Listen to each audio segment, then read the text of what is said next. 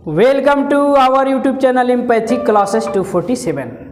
बच्चों, आज के इस वीडियो में हम आपके लिए लेकर आए हैं एक नया चैप्टर, आपके किताब का चौथा चैप्टर, दो चरों वाला रैखिक समीकरण, दो चर राशि वाला रैखिक समीकरण। तो इस वीडियो में हम इस चैप्टर के अंतर्गत सबसे पहले चर्चा करेंगे थोड़ा सा समीकरण के बारे में।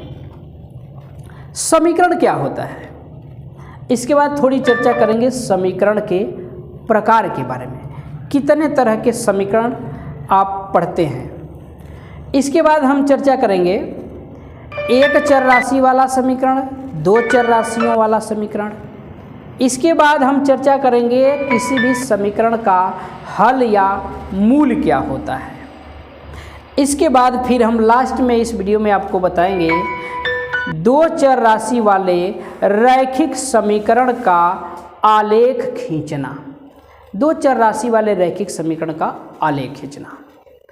तो हम आशा करते हैं कि यह वीडियो भी आप ध्यान से देखें तो अवश्य पसंद आएगी, और यदि वीडियो अच्छी लगे तो वीडियो को लाइक करें, कमेंट करें, मित्रों को शेयर करें। चैनल पर नए हो तो चैनल को सब्सक्राइब कर लें, साथ में बेल आइकन को भी प्रेस कर दें ताकि कोई भी वीडियो अपलोड हो तो उसका नोटिफिकेशन सबसे पहले आपको मिल जाए। तो आइए शुरू करते हैं। सबसे पहले हम चर्चा करेंगे समीकरण के बारे में। समीकरण क्या होता है, तो सबसे पहले समीकरण की परिभाषा सुनिए। ऐसे समानता सूचक कथन जो चर के एक निश्चित मान के लिए ही सत्य होते हैं समीकरण कहलाते हैं। समानता सूचक कथन यानी जो समानता का भाव प्रदर्शित करते हैं, जो बराबरी का भाव प्रदर्शित करते हैं, ऐसे कथनों को समानता सूचक कथन कहा जाता है। ठीक है, तो ऐसे समानता सूचक कथन जो चर के एक निश्चित मान के लिए ही सत्य होते हैं समीकरण कहलाते हैं। जैसे हम एक कथन बोल रहे हैं, x में 2 जोड़ने पर 12 प्राप्त होता है। x में 2 जोड़ने पर 12 प्राप्त होता है, मतलब x और 2 को जोड़ा जाए तो बराबर 12 के मिलता है। तो यह एक समानता सूचक कथन है। यदि इस कथन को हम गणितीय रूप में लिखें तो ऐसे लिखेंगे x + 2 = 12। तो यह एक ऐसा कथन है, ऐसा समानता सूचक कथन है जो चर x के एक निश्चित मान के लिए ही सत्य है। यह चर के किसी भी मान के लिए सत्य नहीं है, चर x के प्रत्येक मान के लिए सत्य नहीं है। क्या x के स्थान पर इसमें हम 3 अगर रख दें तो 3 में 2 जोड़ने पर 12 मिलेगा? नहीं मिलेगा। 5 रख दें तो 5 में 2 जोड़ने पर 12 मिलेगा? नहीं मिलेगा। चर x का एक ही वह निश्चित मान है जिसके लिए यह कथन सत्य होगा, और वह निश्चित मान क्या है? x = 10। तो x = 10 के लिए ही यह कथन हमारा सत्य है, इसलिए यह कथन हमारा कहलाएगा एक समीकरण है। यह एक समीकरण है। चूंकि इस समीकरण में एक चर उपस्थित है इसलिए इसको हम एक चर राशि वाला समीकरण कहेंगे। जिस समीकरण में 2 चर रहेंगे उसे हम 2 चर राशियों वाला समीकरण कहेंगे। ठीक है, तो ये रहा थोड़ा सा समीकरण के बारे में। अब आइए थोड़ा सा समीकरण के प्रकार पर चर्चा करते हैं। यहाँ जो आप समीकरण पढ़ते हैं हाई स्कूल में, थोड़ा सा समीकरण के प्रकार पर हम चर्चा करेंगे। समीकरण के प्रकार, समीकरण के प्रकार। ठीक है, तो यहाँ हम मुख्यतः 2 प्रकार के समीकरणों का हल पढ़ते हैं हम लोग हाई स्कूल में। 2 प्रकार के समीकरणों का हल कौन कौन? नंबर 1 रैखिक समीकरण, रैखिक समीकरण, और नंबर 2 द्विघात समीकरण। द्विघात समीकरण, रैखिक और द्विघात। ठीक है, अब देखिए रैखिक समीकरण क्या होते हैं। चैप्टर का नाम भी है दो चरों वाला रैखिक समीकरण। रैखिक समीकरण क्या होते हैं? तो ऐसे समीकरण जिनमें उपस्थित चर की अधिकतम घात 1 होती है उनको हम रैखिक समीकरण कहते हैं। जैसे 2x + 5 = 2 2x + 5 = 3x - 8। यह एक रैखिक समीकरण है क्योंकि इस समीकरण में उपस्थित चर x की अधिकतम घात कितनी है? 1 है। तो यह रैखिक समीकरण है। अब चूंकि इसमें एक ही चर है तो इसको हम एक चर राशि वाला रैखिक समीकरण कहेंगे।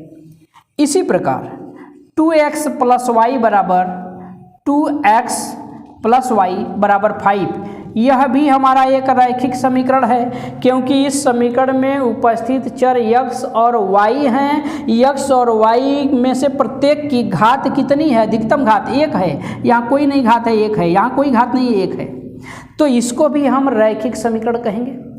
अब चूंकि इस रैखिक समीकरण में 2 चर उपस्थित हैं तो इसको हम कहेंगे 2 चर राशियों वाला रैखिक समीकरण।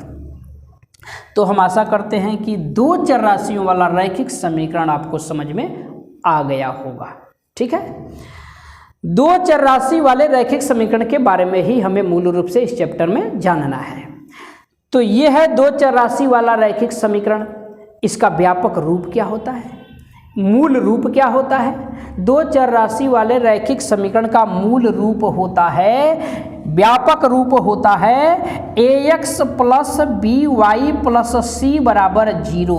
यानी कोई भी 2 चर राशि वाला रैखिक समीकरण होगा तो वो इसी रूप का होगा, इसी रूप का होता है जहाँ a, b और c क्या हैं? वास्तविक संख्याएं हैं। a, b और c अचर संख्याएं हैं। ठीक है, तो हम आशा करते हैं कि 2 चरों वाला रैखिक समीकरण या 2 चर राशि वाला रैखिक समीकरण के बारे में आप जान चुके होंगे। आइए अब चलते हैं आगे। किसी भी समीकरण का हल या मूल क्या होता है? अच्छा, एक चीज़ और, द्विघात समीकरण की भी चर्चा कर लें। थोड़ी सी द्विघात समीकरण की भी चर्चा कर लें। तो ये समीकरण देखिए, x² - 9 = 0, x² + 5x + 6 = 0। इन दोनों समीकरणों को अगर देखा जाए तो यहाँ हम देख रहे हैं कि दोनों ही समीकरणों में जो चर उपस्थित हैं x की अधिकतम घात, बड़ी से बड़ी घात कितनी है? 2 है। यहाँ भी 2 है। तो ऐसे ही समीकरणों को हम कहते हैं द्विघात समीकरण। ठीक है, तो ऐसा समीकरण जिसमें उपस्थित चर की अधिकतम घात 2 हो उनको हम कहते हैं द्विघात समीकरण। या फिर ऐसे भी कह लेते हैं, ऐसा समीकरण जिसमें एक द्विघात बहुपद उपस्थित हो उसे हम द्विघात समीकरण कहते हैं। यहाँ x² - 9 क्या है? हमारा एक द्विघात बहुपद है। x² + 5x + 6 क्या है? एक द्विघात बहुपद है। तो ऐसे समीकरणों को हम कहते हैं द्विघात समीकरण। और इस समीकरण के बारे में आपको यहाँ नहीं पढ़ना है, कक्षा 10 में पढ़ना है, तो इसको यहाँ नहीं पढ़ना है। फिलहाल हमने आपको द्विघात समीकरण के बारे में भी बता दिया। अब आइए चलते हैं आगे। किसी भी समीकरण का हल या मूल क्या होता है? हल या मूल, समीकरण का हल या मूल क्या होता है? आइए शुरू करते हैं। समीकरण का हल या मूल, तो ध्यान से सुनिएगा। किसी भी समीकरण में उपस्थित चर राशि का वह मान या चर राशियों के वे मान जो समीकरण को संतुष्ट कर दें, समीकरण का हल या मूल कहलाते हैं। जैसे मान लीजिए कोई समीकरण है 2x - 3 = 5। ठीक है, 2x - 3 = 5, या मान लीजिए 2x - 3 = 3 है। ठीक, तो यदि इस समीकरण में हम x के स्थान पर 3 रख दें, x के स्थान पर 3 रख दें और x = 3 रख करके इसके बाएं पक्ष का मान निकालें, बायां पक्ष निकाला जाए तो बायां पक्ष क्या मिलेगा? 2 × 3 - 3 = 6 - 3 = 3 बराबर आ गया दायां पक्ष। ठीक है, तो किसी भी समीकरण में जिस पक्ष में चर उपस्थित हो, बाएं पक्ष में हो या फिर दोनों पक्ष में हो, तो यहाँ केवल चर हम देख रहे हैं हमारा बाएं पक्ष में है, तो बाएं पक्ष में चर का कोई ऐसा मान रखने पर और रख करके बाएं पक्ष का मान निकाला जाए और बाएं पक्ष का मान अगर दाहिने पक्ष के बराबर आ जाए तो हम कहेंगे कि समीकरण संतुष्ट हो गया। तो चर के जिस मान से समीकरण संतुष्ट होता है, चर का वही मान समीकरण का हल अथवा मूल कहलाता है। अब यहाँ हम देख रहे हैं कि चूंकि x बराबर 3 के लिए ये समीकरण हमारा संतुष्ट हो रहा है। समीकरण संतुष्ट होने का मतलब बायां पक्ष और दायां पक्ष का मान बराबर हो, बायां और दायां पक्ष का मान बराबर। अगर समीकरण के दोनों पक्षों में चर उपस्थित हो तो दोनों ही पक्ष में चर का मान रख करके दोनों पक्ष का मान अलग अलग निकालते हैं और यदि दोनों पक्ष के मान बराबर आते हैं तो हम कहते हैं कि समीकरण संतुष्ट हो गया। तो चर के जिस मान से कोई समीकरण संतुष्ट होता है, चर का वही मान दिए गए समीकरण का हल या मूल कहलाता है। तो यहाँ x बराबर 3 इस समीकरण का एक हल होगा। ठीक है, तो हम आशा करते हैं कि समीकरण का हल या मूल आप समझ गए होंगे। तो यहाँ तो एक चर राशि वाला समीकरण लिए हैं। अगर मान लीजिए दो चर राशि वाला समीकरण है आपका 2x माइनस 3y, ठीक है, 2x माइनस 3y बराबर 1 है। मान लीजिए 2x माइनस 3y बराबर 1, तो x और y के जिस मान से ये समीकरण हमारा संतुष्ट होगा वे मान इस समीकरण का हल कहलाएंगे। अगर इस समीकरण के बाएं पक्ष में x बराबर हम 2 रख दें और y बराबर 1 रख दें, x बराबर 2 और y बराबर 1 रख दिया जाए और रख करके बाएं पक्ष का मान निकालें। बायां पक्ष, अगर बाएं पक्ष का मान निकालें, यहाँ 2 रखेंगे तो 2 गुणे 2 अर्थात कितना हो जाएगा, 4 हो जाएगा। यहाँ 1 रखेंगे y का मान 3 गुणे 1, तो 3 गुणे 1 3 होगा, 4 में से 3 गया 1, यानी बाएं पक्ष का मान दाहिने पक्ष के बराबर आ गया। दाहिने पक्ष के बराबर आ गया तो हम कहेंगे कि x बराबर 2 और y बराबर 1 से ये समीकरण हमारा संतुष्ट हो गया। संतुष्ट हो गया तो x बराबर 2 y बराबर 1 इस समीकरण का एक हल कहलाएगा, मूल कहलाएगा। ठीक है, x और y के जिन मानों से समीकरण संतुष्ट नहीं होगा वे मान समीकरण का हल या मूल नहीं कहलाएंगे। अच्छा, कभी कभी ये भी होता है, मान लीजिए x और y के कई ऐसे मान मिले जिनसे समीकरण हमारा संतुष्ट हो, तो ये भी होता है। ध्यान में रखना है, कोई भी दो चार राशि वाला रैखिक समीकरण होगा तो समीकरण के अनेक हल हो सकते हैं। x और y के एक से अधिक मान हो सकते हैं जो इस समीकरण को संतुष्ट करें। ठीक है, तो x और y के कई मान हो सकते हैं जो समीकरण को संतुष्ट करें। तो इस प्रकार किसी भी दो चर राशि वाले रैखिक समीकरण के अनेक हल हो सकते हैं। तो ये रहा किसी भी समीकरण का हल या मूल। अब आइए हम आपको बताएंगे किसी भी दो चर राशि वाले रैखिक समीकरण का आलेख कैसे खींचा जाएगा। समीकरण का आलेख, समीकरण का आलेख कैसे खींचा जाएगा, ग्राफ कैसे खींचेंगे। मान लीजिए कोई समीकरण है x या 2x प्लस वाई बराबर 2x प्लस वाई बराबर 5, मान लीजिए कोई समीकरण है और कह दिया जाए इस समीकरण का आलेख खींचिए। हमें आलेख खींचना है इस समीकरण का, कैसे खींचेंगे। तो सबसे पहले क्या करेंगे कि दिए गए समीकरण से किसी एक चर का मान दूसरे चर के पदों में निकाल लेंगे। y का मान हम x के पदों में निकाल लेंगे। तो यहाँ से y का मान हम x के पदों में निकालेंगे तो क्या मिलेगा, y बराबर 5 माइनस 2x। इसके बाद क्या करेंगे, इसके बाद नीचे एक छोटी सी तालिका बनाएंगे, एक छोटी सी सारणी बनाएंगे और उस सारणी में x के भिन्न भिन्न मान अपने से ले लेंगे। x के भिन्न भिन्न मान अपने से ले लेंगे और x के इन मानों के संगत y के मान हम यहाँ से ज्ञात कर लेंगे। y बराबर कहाँ से मिलेगा, 5 माइनस 2x।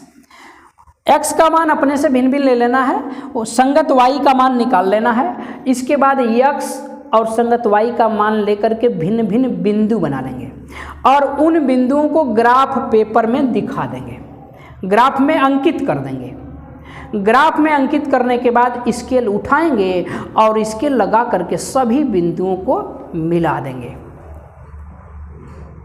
तो रैखिक समीकरणों का आलेख जब भी खींचा जाएगा तो एक सरल रेखा प्राप्त होती है। तो सभी बिंदुओं को हम मिलाएंगे तो एक सरल रेखा हमें मिलेगी, एक सीधी रेखा मिलेगी।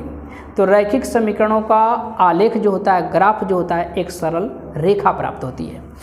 तो आइए अब इस सारणी में हम x के भिन्न भिन्न मान अपने से ले लेंगे और संगत y के मान ज्ञात कर लेंगे। अगर x बराबर हम 0 लेते हैं, x बराबर अगर 0 लेंगे तो y का मान कितना हो गया, 5 माइनस 2 गुणे 0, 5 माइनस 0 अर्थात y का मान 5 होगा। x का मान अगर 2 लेते हैं, x का मान अब भिन्न भिन्न कुछ भी ले सकते हैं अपने से। x का मान अगर 2 लेते हैं तो y का मान कितना होगा, 5 माइनस 2 गुणे 2, 5 माइनस 4 अर्थात 1 हो जाएगा। y का मान अगर -2 लेते हैं, मान लीजिए -2, अगर -2 लेते हैं x का मान अगर -2 लेते हैं तो y का मान कितना हो जाएगा, 5 माइनस 2 गुणे -2, ठीक है, अर्थात +4 हो जाएगा। ये 5 + 4 हो जाएगा, 5 + 4 का मतलब कितना आ जाएगा, 9 आ जाएगा। अगर x का मान 3 लेते हैं तो y का मान कितना होगा, x बराबर 3 तो y बराबर 5 माइनस 2 गुणे 3, 2 गुणे 3 6, 5 माइनस 6, 5 माइनस 6 का मतलब -1 हो जाएगा।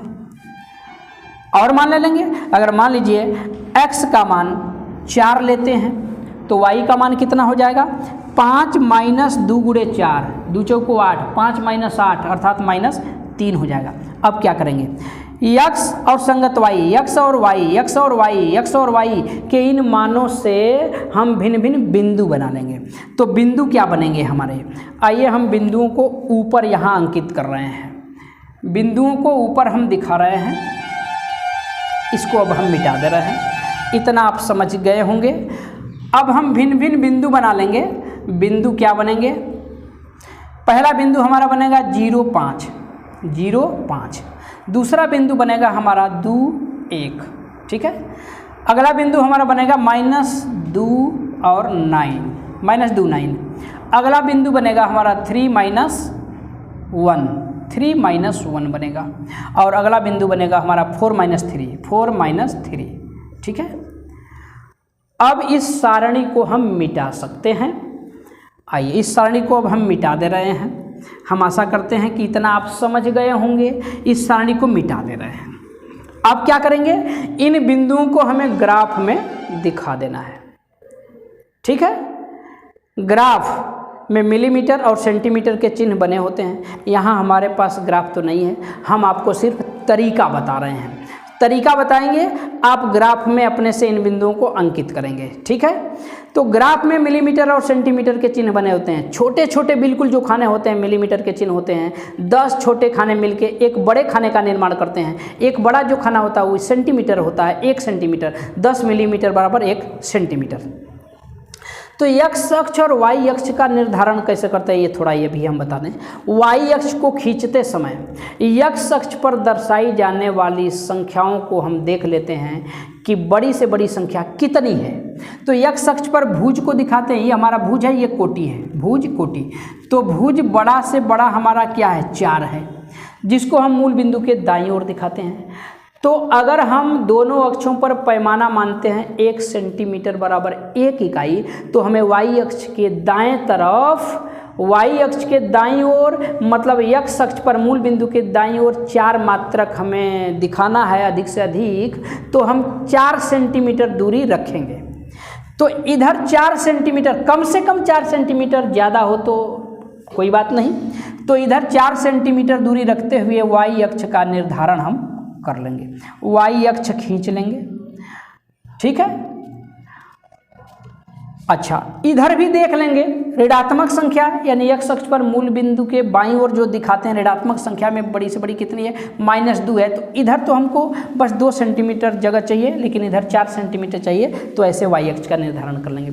इसी प्रकार x अक्ष को खींचते समय देख लेंगे कि y अक्ष पर मूल बिंदु के ऊपर दिखाई जाने वाली धनात्मक संख्या बड़ी से बड़ी कितनी है। तो देखिए y अक्ष पर दिखाई जाने वाली बड़ी से बड़ी संख्या 9 है, तो 1 सेंटीमीटर बराबर 1 इकाई माने हैं, तो 9 सेंटीमीटर हमको जगह ऊपर चाहिए। और नीचे -3 बड़ा से बड़ा है, तो नीचे 3 सेंटीमीटर दूरी चाहिए। तो x अक्ष को हम इस प्रकार खींचेंगे कि नीचे थोड़ा जगह कम रहे और ऊपर थोड़ा जगह ज़्यादा रहे। ऐसे x अक्ष और y अक्ष का हम निर्धारण कर लेते हैं। x o x डैश हो गया, ये हमारा y o y डैश हो गया, ठीक है। अब पैमाना हम दोनों ही अक्षों पर मान लिए हैं, माना 1 सेंटीमीटर बराबर 1 इकाई, ठीक है। 1 सेंटीमीटर बराबर 1 इकाई, तो 1 सेंटीमीटर पर हम 1 इकाई दिखा देंगे दोनों ही अक्षों पर। x अक्ष पर मूल बिंदु के दाईं ओर धनात्मक 1 2 3 4 5 6 ऐसे, और बाईं ओर ऋणात्मक संख्याओं को दिखाएंगे -1 -2 -3 -4 ऐसे करके। इसी प्रकार y अक्ष पर ऊपर धनात्मक 1 2 3 4 5, ये 6 हो जाएगा, 7 8 9 9 8 7 हो गया, 6 हो गया, 5 हो गया। y अक्ष पर नीचे ऋणात्मक संख्याओं को -1 -2 1 सेंटीमीटर पर इन संख्याओं को दिखाना है ग्राफ में, क्योंकि हम पैमाना 1 सेंटीमीटर बराबर 1 इकाई माने हैं। अब संख्याओं को हमने दिखा दिया, अब क्या करेंगे, इन बिंदुओं को अब अंकित कर देना है। ये बिंदु देखिए जिसका भुज 0 है, कोटि 5 है, कहाँ होगा, तो हम निर्देशांक ज्यामिति वाले वीडियो में आपको बता चुके हैं। y अक्ष पर स्थित बिंदुओं का भुज 0 होता है, तो ये इसका भुज 0 है तो y अक्ष पर होगा। y अक्ष पर कहाँ होगा, कोटि धनात्मक है तो मूल बिंदु के ऊपर होगा, कितनी दूरी पर, 5 मात्रा की दूरी पर। तो यहाँ पे हमारा बिंदु है होगा 0,4, यही बिंदु हमारा 0,5 है, सॉरी 0,5, ये बिंदु हमारा 0,5 है, ठीक है। अगला बिंदु है हमारा 2,1। भुज और कोटि दोनों ही धनात्मक हैं, प्रथम चतुर्थांश में यह बिंदु हमारा होगा। प्रथम चतुर्थांश में कहाँ होगा, आइए, तो ये दूरी हम x अक्ष पर चलते हैं, तो 2 मात्रा के x अक्ष पर चलेंगे, मूल बिंदु के दाईं ओर, यहाँ आ गए 2। 1 y अक्ष पर मूल बिंदु के ऊपर, यहाँ से चलिए ऊपर 1, तो देखिए यहाँ से 1 के सीध में इधर आएंगे, यहाँ से 2 के सीध में ऊपर जाएंगे, यहाँ एक बिंदु मिलेगा, जहाँ मिलेंगे एक बिंदु मिलेगा, यही बिंदु हमारा होगा 2,1, ठीक है। तो 2,1 यहाँ हो गया। अब आइए चलते हैं आगे। अगला बिंदु है हमारा -2 9, -2 भुज इसका ऋणात्मक है, कोटि धनात्मक है, तो यह बिंदु हमारा पड़ेगा दूसरे चतुर्थांश में। अब ये वाली दूरी हम x अक्ष पर चलेंगे, x अक्ष पर माइनस है तो मूल बिंदु के बाईं ओर चलेंगे, यहाँ से आइए मूल बिंदु के बाईं ओर, देखिए -2 यहाँ है, ये 9 मात्रक y अक्ष पर चलना है, धनात्मक है, मूल बिंदु के ऊपर देखिए यहाँ 9 है, तो यहाँ से 9 के सीध में आएंगे और यहाँ से -2 के सीध में बढ़ेंगे ऊपर, जहाँ मिलेंगे यहाँ एक बिंदु मिलेगा, और यही बिंदु जो होगा ये हमारा होगा -2 9। अगला बिंदु है हमारा 3 -1, चौथे चतुर्थांश में पड़ेगा। ये दूरी हम x अक्ष पर चलेंगे 3 मात्रक, चूंकि धनात्मक है, मूल बिंदु के दाईं ओर चलेंगे, आइए यहाँ 3 मात्रक आ गए। ये -1 y अक्ष पर मूल बिंदु के नीचे, ये देखिए -1 है, तो यहाँ से चलेंगे इधर -1 से, 3 से आएंगे नीचे, जहाँ मिलेंगे यहाँ एक बिंदु मिलेगा, और यही बिंदु हमारा होगा कितना, 3 -1 होगा। अगला बिंदु है हमारा 4 -3, ये भी चौथे ही चतुर्थांश में पड़ेगा। 4 मात्रक दूरी x अक्ष पर चलेंगे, आइए मूल बिंदु के दाईं ओर, यहाँ 4 है देखिए, और -3 मूल बिंदु के नीचे y अक्ष पर, देखिए -3 यहाँ है, तो यहाँ से -3 के सीध में आएंगे चौथे चतुर्थांश में, यहाँ से 4 के सीध में आएंगे, जहाँ मिलेंगे यहाँ एक बिंदु मिलेगा, और यही बिंदु हमारा होगा 4 -3, ठीक है, 4 -3। अब क्या करेंगे, बिंदुओं को तो हमने ग्राफ में अंकित कर दिया, अब इन बिंदुओं को स्केल उठाएंगे और स्केल लगा करके मिला देंगे। मिलाएंगे तो एक सरल रेखा प्राप्त होगी, देखिए एक सीधी रेखा ऐसे मिलेगी, ठीक है ना, एक सरल रेखा प्राप्त होगी। यही रेखा जो है दिए गए हमारे समीकरण का क्या कहलाएगी, ग्राफ कहलाएगी। यही रेखा हमारे दिए गए समीकरण का ग्राफ है। तो ऐसे ही दो चर राशि वाले रैखिक समीकरण का हम ग्राफ खींचते हैं। तो हम आशा करते हैं कि ग्राफ खींचना आप जान चुके होंगे। अगर किसी समीकरण का ग्राफ खींचना हो तो आप खींच सकते हैं। तो आज की वीडियो बच्चों बस यहीं तक। अगली वीडियो में फिर हमारी आपकी मुलाकात होगी इसी चैप्टर के प्रश्नावली के सवालों के साथ। तो इंतज़ार करते रहिएगा हमारे अगली वीडियो का। तब तक के लिए thank you very much for watching this video.